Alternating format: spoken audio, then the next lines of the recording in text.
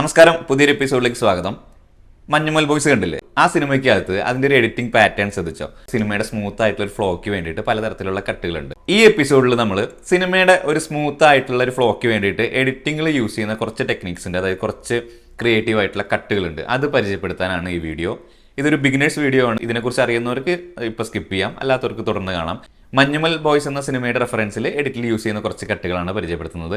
നിങ്ങൾ കാണുന്നത് MPL ഇൻഫോർടൈൻമെന്റിന്റെ film making techniques.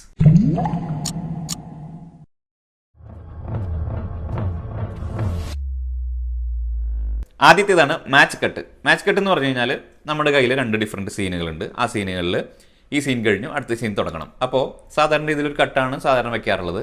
Match cut എന്ന് പറഞ്ഞാൽ ഇത്രേ ഉള്ളൂ. ആദ്യത്തെ സീനിൽ അവസാനിക്കാൻ നേരത്ത് ഉള്ള എന്തെങ്കിലും ഒരു മൂവ്മെൻറ്റോ ഒബ്ജക്റ്റോ അതേ മൂവ്മെൻറ്റ് പോലെ രണ്ടാമത്തെ സീനിൽ നമുക്ക് ഉണ്ടെന്നുണ്ടെങ്കിൽ ഇത് രണ്ടും മാച്ച് ചെയ്തിട്ട് നമ്മൾ മുറിക്കും. അപ്പോൾ എന്താ സംഭവിച്ചാൽ ആ സ്മൂത്ത് ആയിട്ടുള്ള ഫ്ലോ കിട്ടും. അപ്പോൾ കാണിച്ചു തരാം.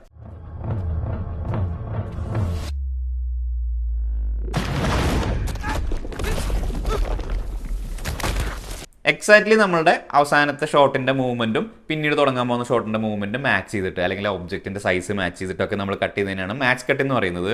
ശരിക്കും പറഞ്ഞാൽ എഡിറ്റിൽ മാച്ച് കട്ട് കിട്ടണമെന്നുണ്ടെങ്കിൽ അത് ഷൂട്ടിൻ്റെ സമയത്തും കൂടി നമ്മൾ ശ്രദ്ധിച്ചാലാണ് മാച്ച് കട്ട് കൂടുതൽ വർക്കാവുള്ളൂ. പ്ലാൻ ചെയ്തിട്ട് ഇതിങ്ങനെ കിട്ടും എന്ന് പ്ലാൻ ചെയ്തിട്ട് തന്നെയാണ് ആ ഷോട്ട് എടുത്തിട്ടുള്ളത്. അപ്പോൾ അതുകൊണ്ട് തന്നെ ആ ക്യാമറ മൂവ്മെൻറ്റും അല്ലെങ്കിൽ ആ ഒരു ഒബ്ജക്റ്റിൻ്റെ പ്ലേസ്മെൻറ്റും എല്ലാം എക്സാക്ട്ലി സെയിം വെച്ചാലാണ് മാച്ച് കട്ട് ഭംഗിയായിട്ട് വർക്കാവുള്ളൂ. അപ്പോൾ ആദ്യത്തെയാണ് മാച്ച് കട്ട്.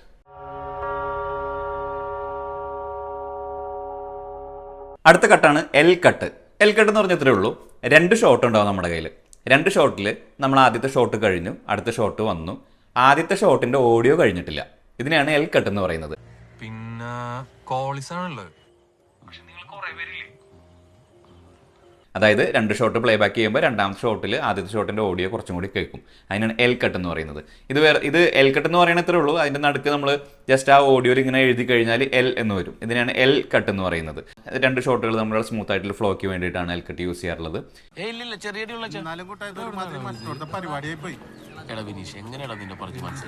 എൽ കട്ട് എന്ന് പറയുമ്പോൾ അതിന്റെ ഓപ്പോസിറ്റ് ആണ് ജെ കട്ട് എന്ന് പറഞ്ഞു കഴിഞ്ഞാൽ സെയിം. 2 ഷോട്ട് ഉണ്ട് നമ്മുടെ കയ്യിൽ. ആദ്യത്തെ ഷോട്ട് കഴിഞ്ഞു, രണ്ടാമത്തെ ഷോട്ട് തുടങ്ങി എന്ന് വെച്ചോ. ആദ്യത്തെ ഷോട്ട് കഴിയുന്നതിന് മുമ്പ് തന്നെ രണ്ടാമത്തെ ഷോട്ടിന്റെ ഓഡിയോ കയറി വരും. ഇതിനെയാണ് ജെ കട്ട് എന്ന് പറയുന്നത്.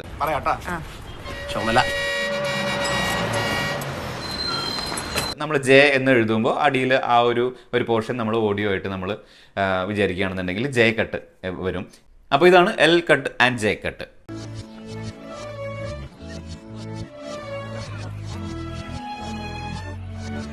അടുത്തത് കട്ടേവേ ഷോട്ട്. കട്ടേവേ ഷോട്ട് എന്ന് പറയുന്നത് വേറെ ഒന്നുമല്ല, ഒരു ഇൻസെർട്ട് ഷോട്ട് ഇടുക. അതായത് നമ്മളിപ്പോൾ 2 ഷോട്ട് നമ്മുടെ കയ്യിലുണ്ട്.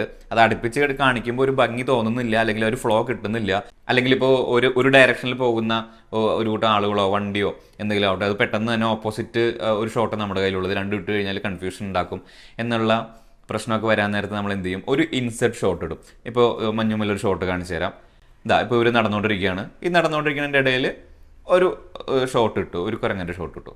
അത് കഴിഞ്ഞിട്ട് വീണ്ടും ഈ ഷോട്ട് ഇട്ടിപ്പോൾ ആ ഒരു ഫ്ലോ കിട്ടി നമുക്ക്. അപ്പോൾ ഒരു കട്ടേവേ ഷോട്ട്, ഇൻസെർട്ട് ഷോട്ട്. അത് ഈ ഷോട്ട് നമ്മൾ പലപ്പോഴും കണ്ടിട്ടുണ്ടാവും എഡിറ്റിൽ, പല രീതിയിൽ യൂസ് ചെയ്യുന്ന കണ്ടിട്ടുണ്ടാവും. ഈ ഒരു ഇൻസെർട്ട് ഷോട്ട് അല്ലെങ്കിൽ കട്ടേവേ ഷോട്ട്. ഇതിനെ കട്ടേവേ ഷോട്ട് എന്നാണ് പറയാം. അടുത്തൊരു കട്ടാണ് ജംപ് കട്ട്. ജംപ് കട്ട് എന്ന് പറഞ്ഞാൽ നമ്മുടെ കയ്യിൽ ഒരു ലോങ് ഷോട്ട് ഉണ്ട്, വലിയൊരു ഷോട്ട് ഉണ്ട് നമ്മുടെ കയ്യിൽ. പക്ഷെ അത് മുഴുവൻ കാണിക്കാനുള്ള സമയം നമുക്കില്ല. അത് കാണിച്ചു കഴിഞ്ഞാൽ ബോറടിക്കും ആൾക്കാർക്ക്.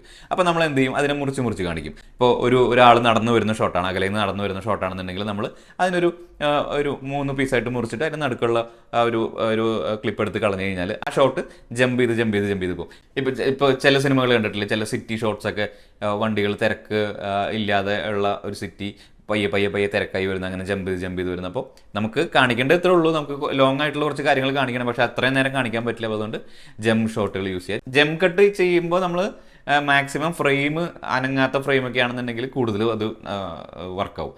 അല്ലാന്നുണ്ടെങ്കിൽ നമുക്കത് ഓഡിയൻസിന് അത് ഡിസ്ട്രാക്ഷൻ ആയിട്ട് ഫീൽ ചെയ്യും. അപ്പോൾ അതാണ് ജംപ് കട്ട്. ഇനി ഒരു കട്ടാണ് ക്രോസ് കട്ട്. ക്രോസ് കട്ട് എന്ന് പറഞ്ഞു കഴിഞ്ഞാൽ നമുക്ക് ഒരേ സമയത്ത് ഒരു 3-4 ഇൻസിഡൻറ്റ് നടക്കണമെന്ന് വെച്ചോ. ഇപ്പോൾ ഇതിൽ തന്നെ മഞ്ഞുമൽ തന്നെ കുറച്ച് പേര് ഗുഹയിൽ പെട്ട് കിടക്കണം, കുറച്ച് പേര് പോലീസ് സ്റ്റേഷനിലേക്ക് പോകണം, കുറച്ച് പേര് ഫോറസ്റ്റ് സ്റ്റേഷനിലേക്ക് പോകണം. അപ്പോൾ 3-4 ഇൻസിഡൻസ് ഒരേ സമയത്ത് നടന്നുകൊണ്ടിരിക്കുകയാണ്. അപ്പോൾ ഇങ്ങനെ ഒരേ സമയത്ത് നടക്കുന്ന കാര്യങ്ങൾ കാണിക്കാനായിട്ട് യൂസ് ചെയ്യുന്നതാണ് ഇതിനെ ക്രോസ് കട്ട് അല്ലെങ്കിൽ പാരലായിട്ട് കട്ട് ചെയ്യാന്നൊക്കെ നമ്മൾ പറയാം. അപ്പോൾ ഇതുപോലുള്ള കുറേ ക്രിയേറ്റീവ് ആയിട്ടുള്ള കട്ടുകൾ ഇനിയും എഡിറ്റിൽ ഉണ്ട്. ഇപ്പോൾ ഈ മഞ്ഞുമൽ ബോയ്സിൽ ഞാൻ കണ്ടിട്ടുള്ള നോട്ട് ചെയ്തിട്ടുള്ള കുറച്ച് കട്ടുകൾ എടുത്ത് പറഞ്ഞെന്ന് മാത്രം. അപ്പോൾ ഈ ചാനൽ ആദ്യമായിട്ട് കാണുന്നവർ ഈ ചാനലിൽ ഫിലിം മേക്കിംഗ് ആയിട്ട് ബന്ധപ്പെട്ട ഒരുപാട് വീഡിയോസ് അപ്ലോഡ് ചെയ്തിട്ടുണ്ട്, ഇനിയും ചെയ്യുന്നുണ്ട്. ചാനൽ കാണുക, വേറെ ഒന്നും പറയാനില്ല. അടുത്ത വീഡിയോ ആയിട്ട് കാണാം. താങ്ക്